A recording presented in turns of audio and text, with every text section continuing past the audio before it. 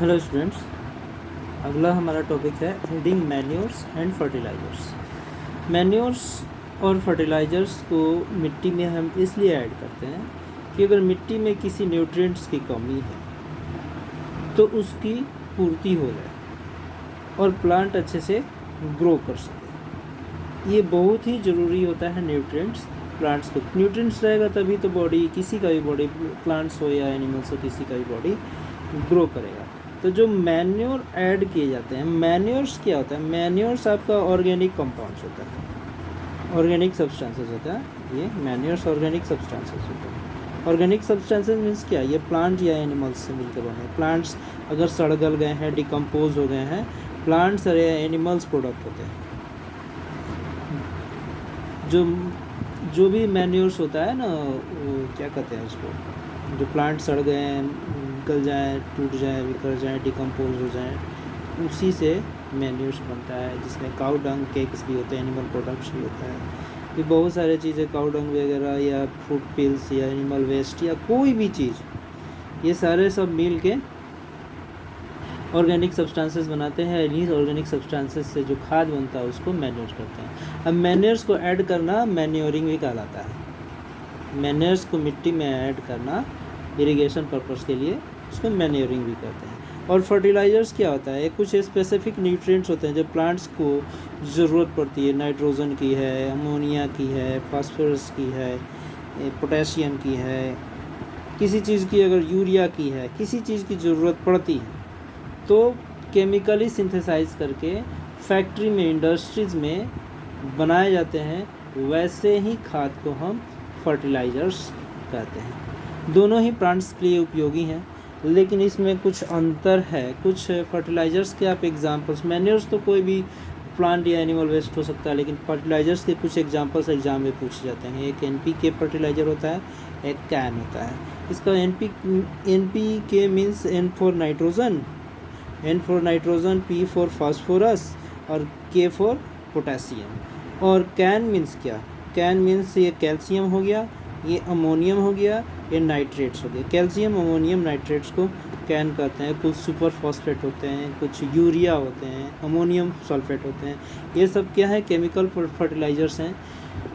अब मिट्टी की टेस्टिंग करवाई जाती है कि उस मिट्टी में किस न्यूट्रिएंट्स की कमी है, कौन से पोषक तत्वों की कमी है।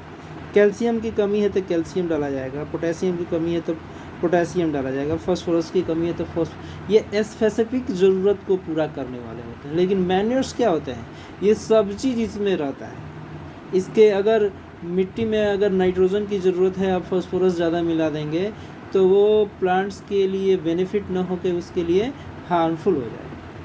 तो ये कभी कभी हार्मफुल होता है, ये केमिकली सिंथेसाइज होता है। कुछ अंतर, डिफरेंस इसमें पूछे जाते हैं, वो बहुत ही इम्पोर्टेंट है उसको समझना। ये मान लीजिए मैन्योर है, ये मान लीजिए फर्टिलाइज़र है।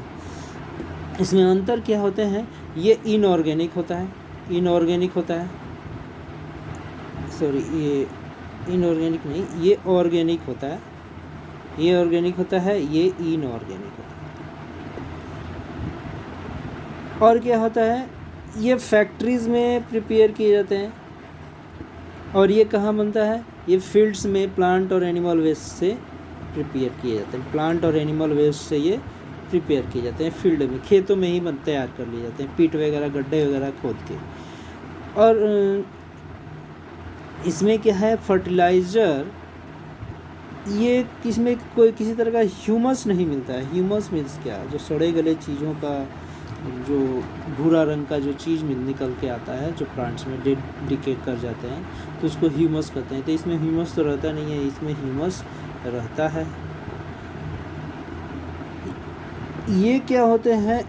रिच इन न्यूट्रिएंट्स, माने न्यूट्रिएंट्स से भरपूर होते हैं ये फर्टिलाइजर्स। नाइट्रोजन चाहिए तो पूरा नाइट्रोजन दे सकते हैं, खास नाइट्रोजन। फास्फोरस चाहिए, फास्फोरस दे सकते हैं।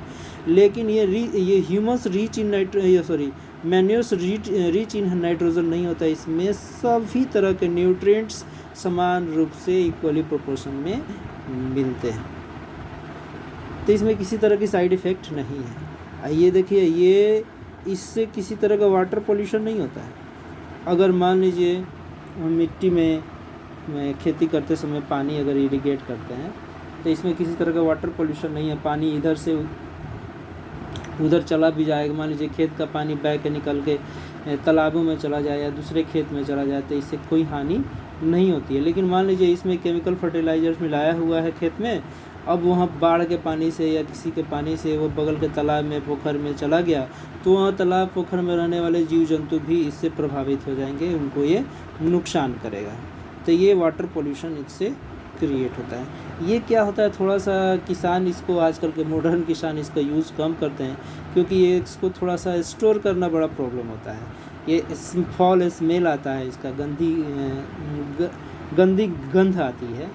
इसको थोड़ा सा रखना भी, रख रखाव भी ठीक ढंग से नहीं हो पाता है, काफ़ी बल्कि होता है, बड़ा सा बोझ लेके चलना पड़ता है। और ये क्या होता है, पैकेट्स में आपको मिल जाएंगे, छोटे छोटे पैकेट्स में, बड़े बड़े पैकेट्स में, जैसे जितने बड़े पैकेट्स चाहें उतने बड़े पैकेट्स में ये ईजिली कैरी कर सकते हैं, किसी तरह का फॉल स्मेल वगैरह नहीं है।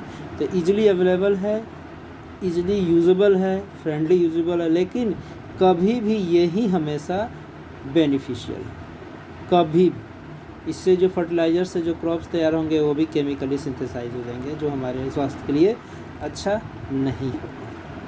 तब अगला टॉपिक हम पढ़ेंगे इरिगेशन।